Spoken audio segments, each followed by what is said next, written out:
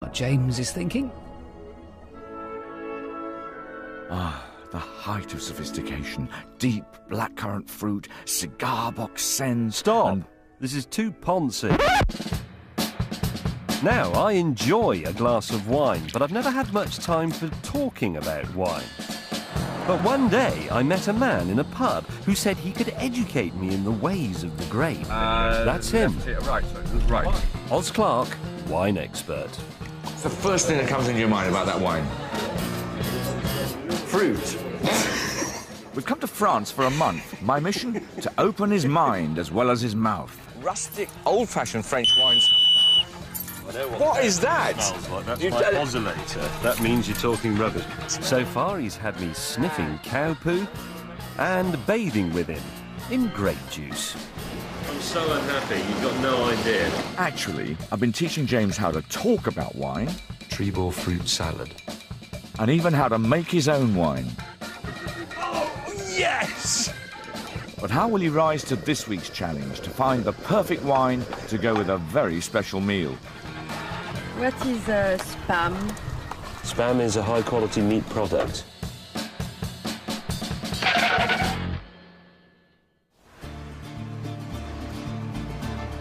On this part of our trip, I want to teach James about how to match wine with food. I'm going to take him through the menu from starter to main course to dessert, finding out which wines go best with each. And he'd better concentrate on what we're doing for once, because later on I'm going to be throwing him a new challenge, cooking a meal and finding the perfect wine to go with it. This is a local white, I think.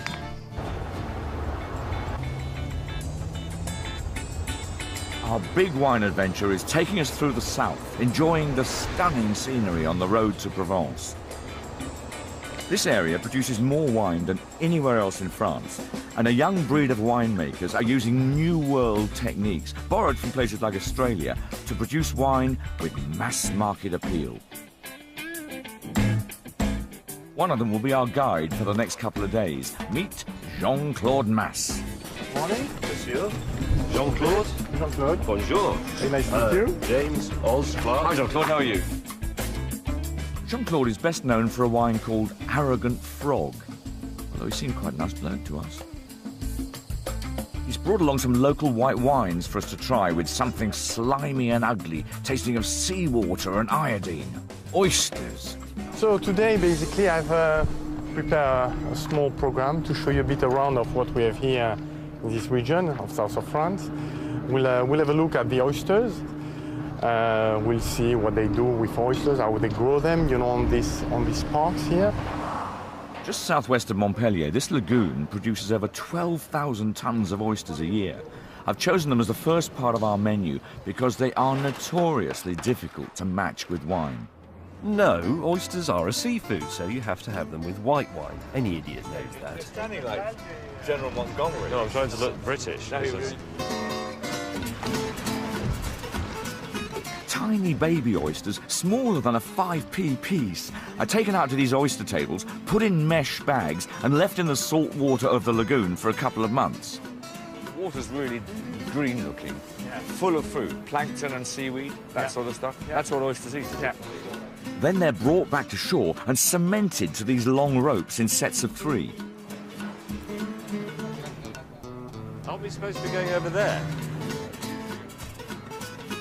Each oyster farmer has his own set of tables, and his ropes of oysters are suspended in the water and left for a year to grow to maturity. Fascinating. Now, where's my lunch? Off. I am ashore. Mind your tete.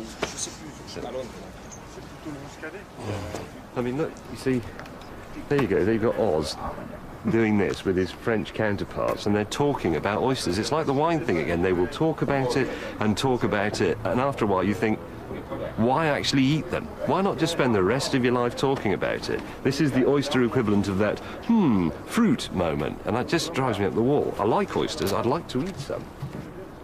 Can you just get that cutlery from one of them 3? So the Romans were doing the oyster. Romans seem to do everything around. The object of the exercise is to get some oysters and eat them. The object of the exercise is to try to understand the culture of what's going on here. Why don't we talk about it over lunch? I've been up for nearly 9 hours and I'm starving, and you've got a box of oysters that I love oysters. I'd love to eat them. Well, I'd love you to take this box and clean them yourself. Pass them up. OK, you have them, mate. This is a wine programme, isn't it? We're not turning into foodies. We're going to end up with out-of-focus shots of oysters in a bucket if we're not careful. Oz, lunch? I'm now in the middle of a really interesting chat about the regeneration of the oyster beds in 1970 when they got enfeebled from Japan. Does that... No, marvellous, carry on.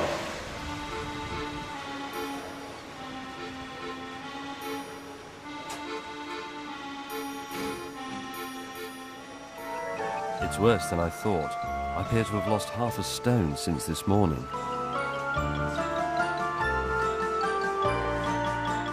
While I waste away, the bored cameraman seizes the chance to take some arty close-ups featuring out-of-focus oysters. But finally, the arrogant frog triumphs over the pedantic Rosbif, and the dining experience begins. Jean-Claude, first, can you give us some wine? We want to see what goes with oysters. I think it's really difficult, oysters and wine. Give us something to start with. So let's go with the easy way. A Sauvignon, dry, crisp. Sauvignon. You know Sauvignon, don't you? The I've sharp heard of one. it, yes. The grassy one, the sharp one, the lean one. Let's have that. Right. OK? Quiet, please. This is a wine moment. Here is my French oyster. Oysters are hard to match with wine because they're so salty and iodine-y. You're best off going for simple, dry, neutral wines, frankly, without too much flavour of their own. Muscadet is the most famous example, and it'll only cost a £5. Nice. Next, a much more floral, honeyed wine. If James has any sense of taste at all, he'll find that that doesn't suit the oyster one bit.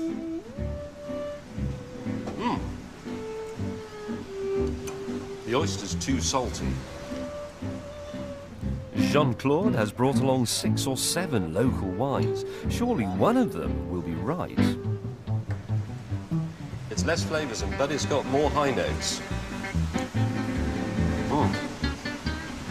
And he's Oh, sorry, I've finished it off. You'll have to... excuse me. But then the market for it. That was a very good one. Crispy, though. Almost very slightly two-stroke lawnmower engine. This is brilliant. I mean, I wholly recommend this to our viewers. Standing around in a shed, stuffing your face with oysters, and drinking some bloke's white wine. Silence, please. Right. By this point, they think I'm a complete fool. But now hear this. Terrific. They compete very slightly in your mouth. The oyster, you think, ooh, that's a bit salty, and you put the wine and you think, ooh, that might be a bit sharp. No, it's nice.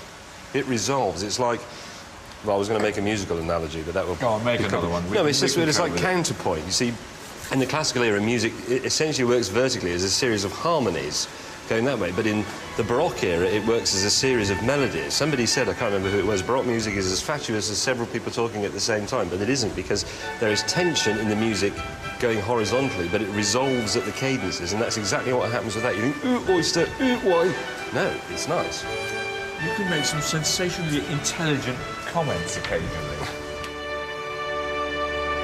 I can't believe I'm... Sorry, I'm going to have to go away for a minute. I've turned into a pond.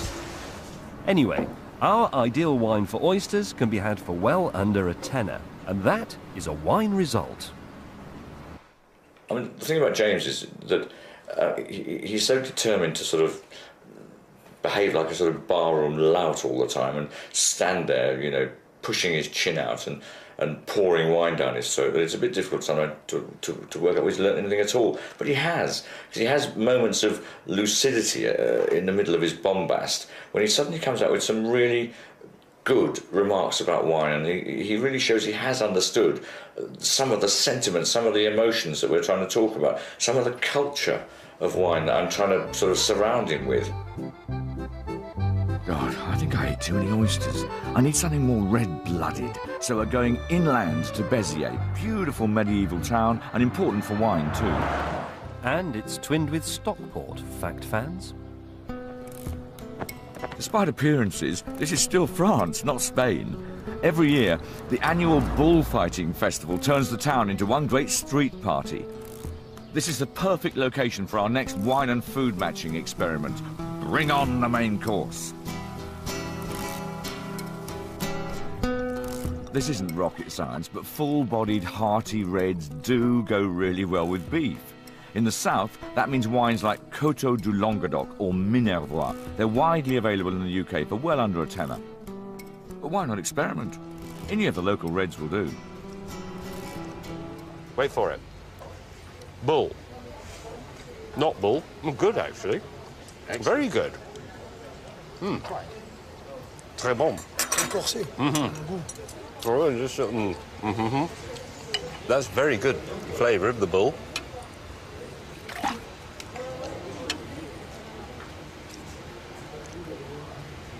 Nice. As usual. A nice, good quality wine with a nice piece of... It's so easy, this. I like to think of wine as a drink that I can drink to enjoy, like beer or a cup of tea even.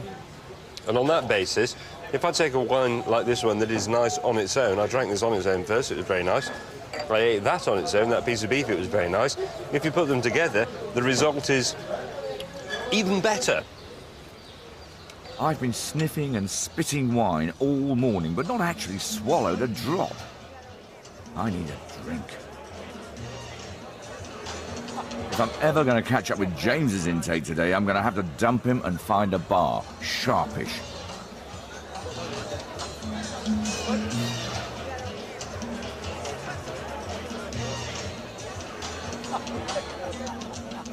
Damn, he's found me. I'm seriously thirsty, I don't know about you. Deux verres de rosé, s'il vous plaît. This is my first glass of wine of the day. I mean, it's going straight to the spot.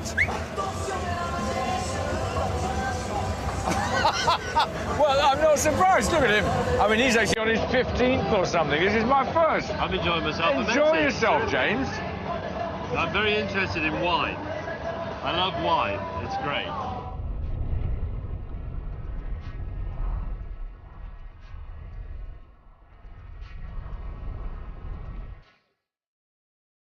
This is the Ousteau de Beaumanière. It might look like a Provençal farmhouse, but it's a gastronomic institution with 2 Michelin stars. It's also a favourite hangout of the rich and famous.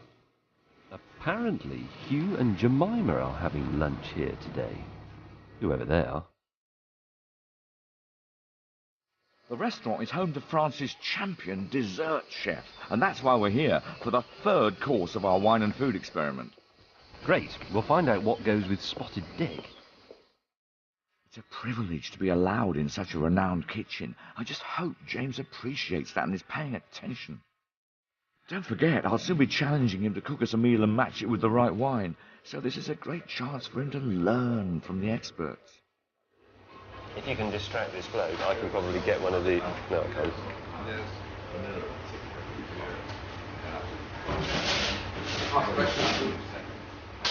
How he's looking. Bonjour.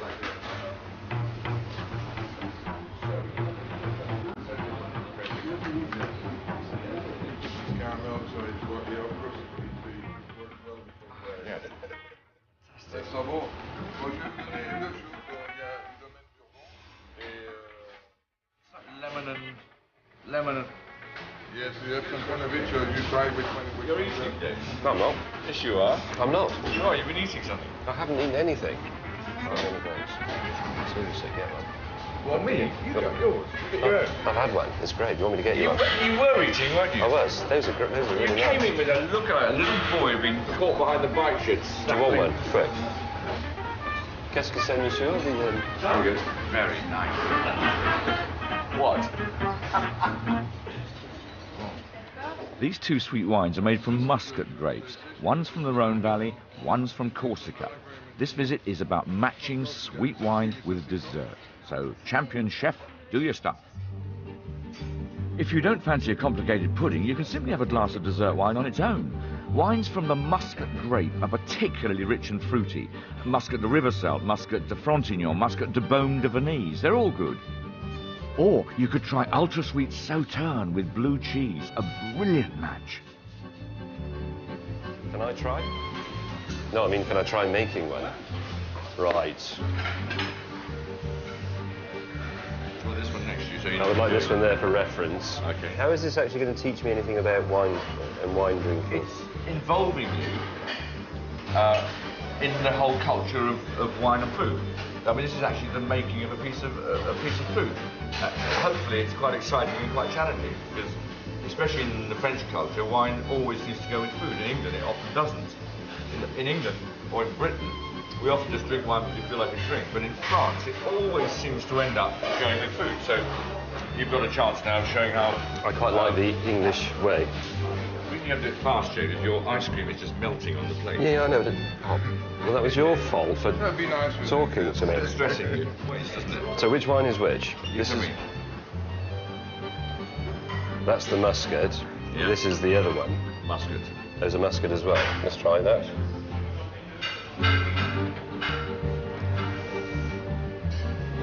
Far too sweet for my liking.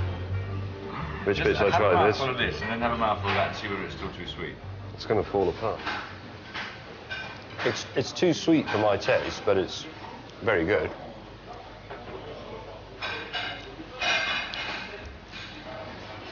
And that still tastes very sweet. I would like to put that in my mouth and then have one of those crispy dry wines to go in and punch the dessert in the guts. No point in having dry white wines with any sort of dessert, and there's no point in having dry red wines with any sort of dessert. I think we should try that with the dry wine. I'm interested to see.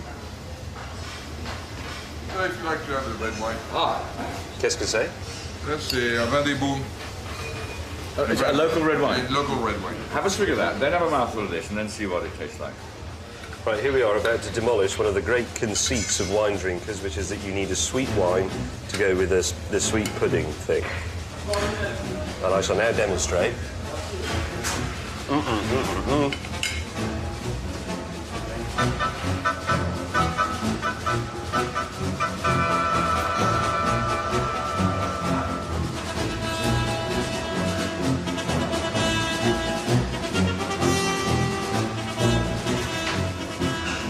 That tastes shit, doesn't it?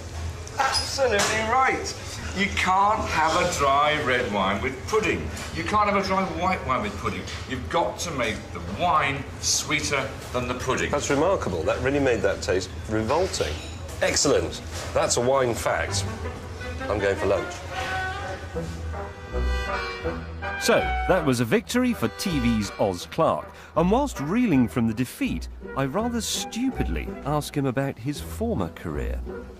So when you were an actor, were you a real actor or were you one of those actor types who talked about being an actor but actually worked in a pub? No, I was a real actor. I mean, I was always in work. I mean, I was never out of work. I mean, it was exhausting. I did real stuff. I worked at the Old Vic.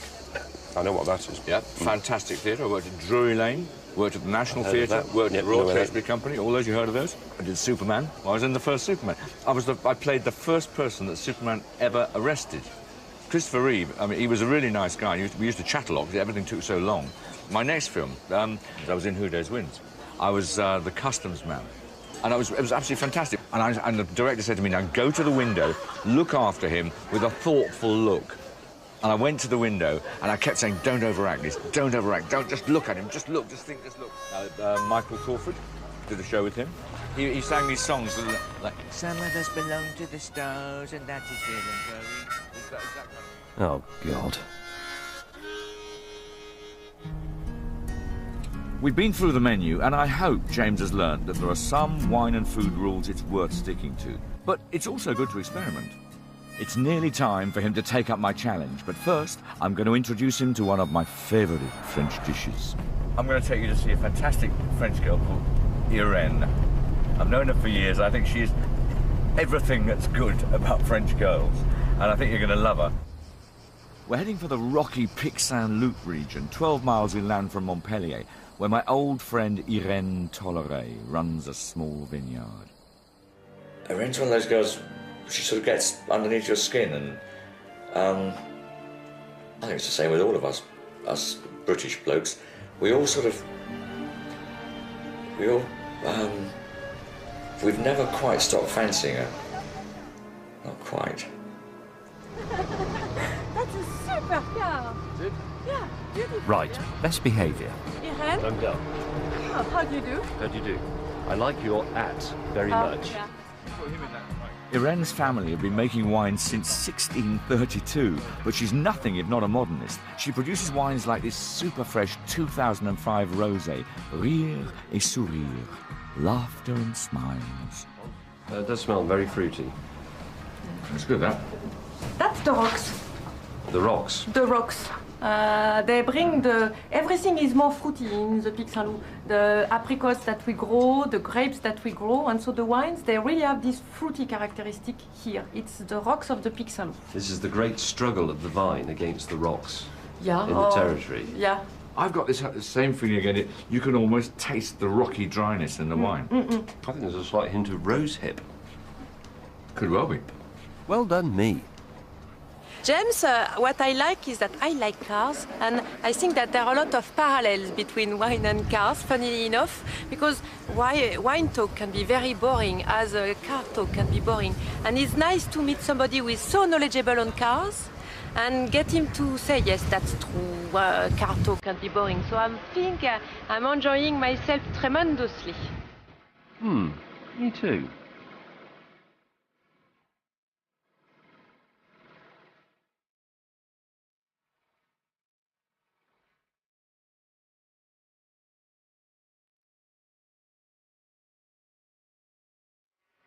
It's a four-wheel drive. It's very impressive because you don't have you are in contact with the air, and you can move a lot like that, but it's not complicated. So we're going to go down this one or that one?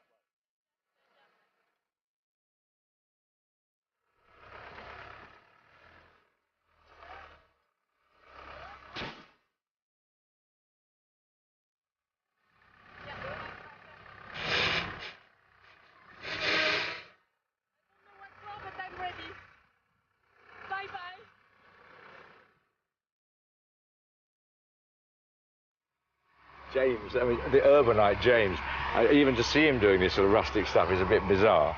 And I think that the tractor would look an awful lot better without James on it, to be honest.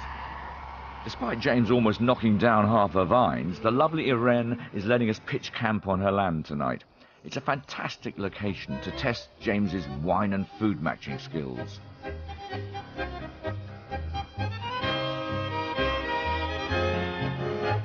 I've asked Irene to join us for dinner, but she doesn't know we're eating on the campsite. James, however, assures me he's picked the perfect menu and also the wine to match. Apparently, we're in for a feast. Right, what I'm going to cook is traditional fried spam with baked beans combined with a certain amount of chilli flavouring to give it some high notes and a bit of brown sauce, tiny bit of olive oil. My thinking is that spam is quite salty, but beans actually are quite sugary. You may not realise this, but baked beans have quite a bit of sugar in them, and that makes it a very rich, very dense, very hearty meal. It's very close eating, as the foodies would say. So I'm suspecting that the crisp white will go quite well with it.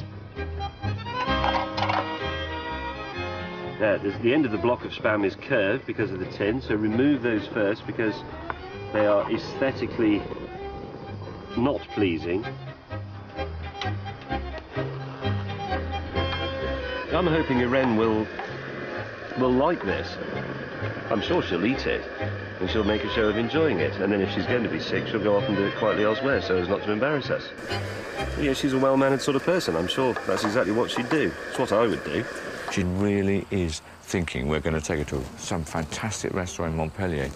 And that's the one thing that's worrying me, that she will be so disappointed when she actually realises that she's at Chez James May tonight for dinner. I think she's a game girl.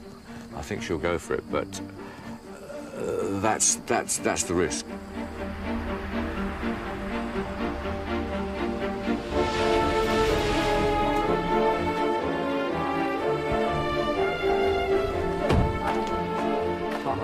Look at that. Yeah. Wow. You look fantastic. you very much. I haven't changed, but you have. Right, let's go to dinner. Let's go to have dinner. Yeah. Where? Behind me. Dinner. With two Englishmen. Oh, that's fantastic. And with the sun setting on the Pic Saint-Loup. We wanted to give you the best Oh, yeah. in the English manner. Oh. James?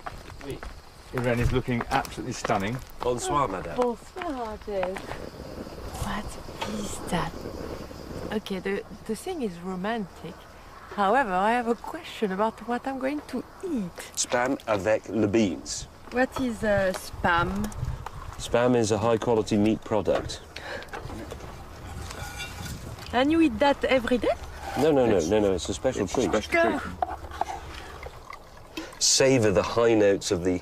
You know, the spam is cooked to perfection so that the edges of the pieces of spam are quite crisp.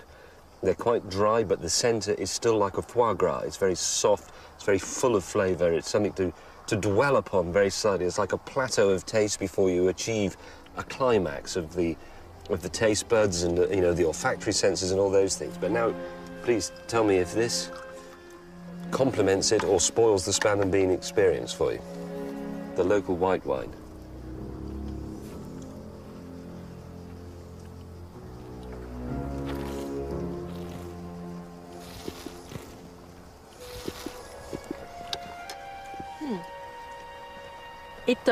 Is it good? I think that the white wine with the freshness and the crispness helps, as you say, create a flow with the spam and beans. So I think it's a good combination. Exactly. I knew it. You don't agree? No, I don't. I mean, I think actually the spam and beans is rather good. I think this white wine is flat and dull, and everyone's being far too polite about it. But amazingly, it tastes better because of the spam and beans. So what the spam and beans has done is actually improve the wine. I don't think the wine's good. I think the wine is dull and flat and slightly oxidised. So we have our answer. With spam and beans, take any crap white wine and it will be fantastic. I think essentially I got that right. This wine, which is local to here, not yours, it's a Coteau de Languedoc, is the right white wine for spam and beans. That is a wine fact.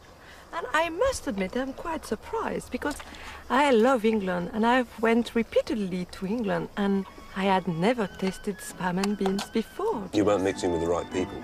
Yeah, obviously.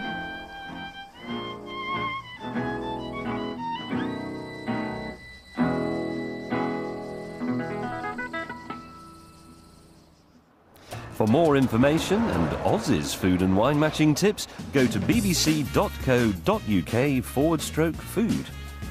Next week, I'm tested in a blind tasting.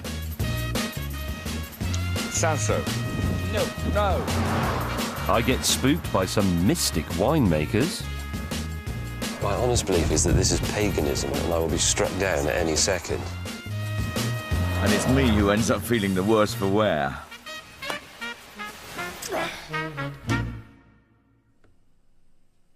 Very nice to meet you. James, Oz, Clarke. Hi, Jean-Claude, how are you? Jean-Claude is best known for a wine called Arrogant Frog, although he seemed quite a nice bloke to us.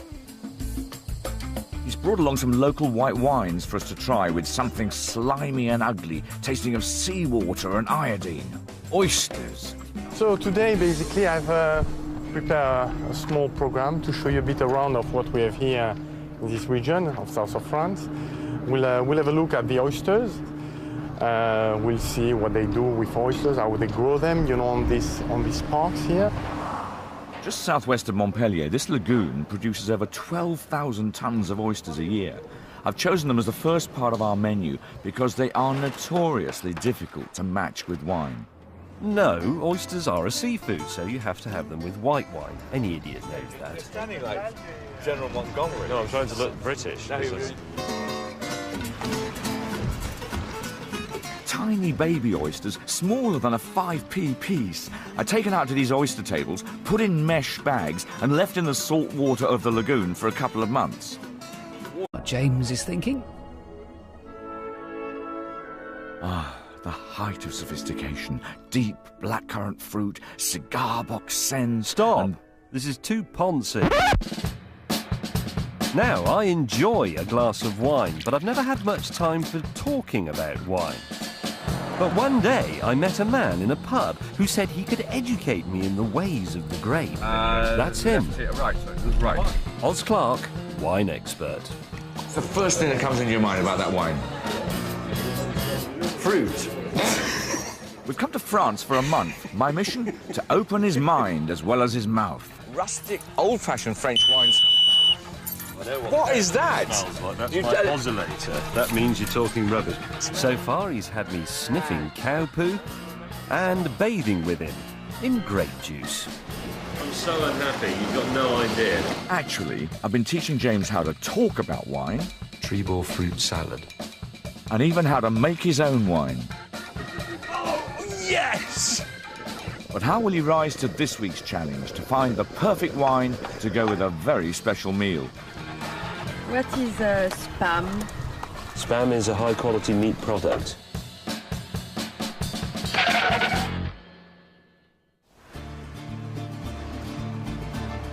On this part of our trip, I want to teach James about how to match wine with food. I'm going to take him through the menu from starter to main course to dessert, finding out which wines go best with each. And he'd better concentrate on what we're doing for once, because later on I'm going to be throwing him a new challenge, cooking a meal and finding the perfect wine to go with it. This is a local white, I think.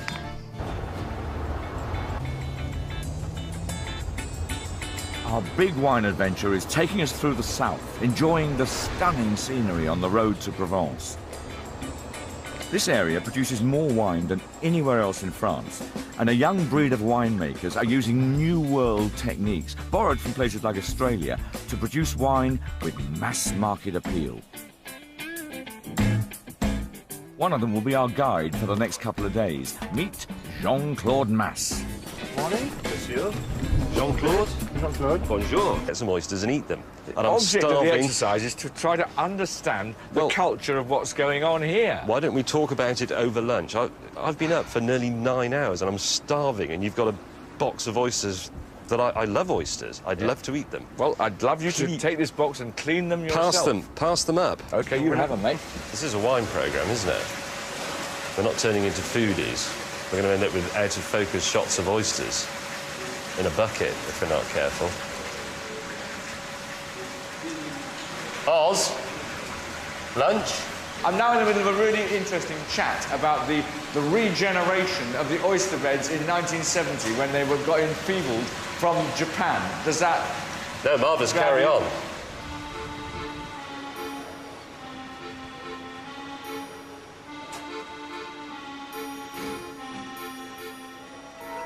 It's worse than I thought.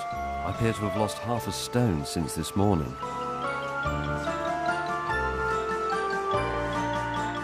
While I waste away, the bored cameraman seizes the chance to take some arty close-ups featuring out-of-focus oysters. It was really green looking, full of fruit, plankton and seaweed, that sort of stuff. That's what oysters eat. Then they're brought back to shore and cemented to these long ropes in sets of 3. Aren't we supposed to be going over there? Each oyster farmer has his own set of tables, and his ropes of oysters are suspended in the water and left for a year to grow to maturity. Fascinating. Now, where's my lunch? Off. I am ashore. Mind your tete. I mean, look, you see, there you go. There you've got Oz doing this with his French counterparts, and they're talking about oysters. It's like the wine thing again. They will talk about it, and after a while you think, why actually eat them? Why not just spend the rest of your life talking about it? This is the oyster equivalent of that, fruit moment, and that just drives me up the wall. I like oysters. I'd like to eat some. Can you just get that customer permission of them 3? So the Romans were doing the oyster. The Romans seem to do everything around. The object of the exercise is to get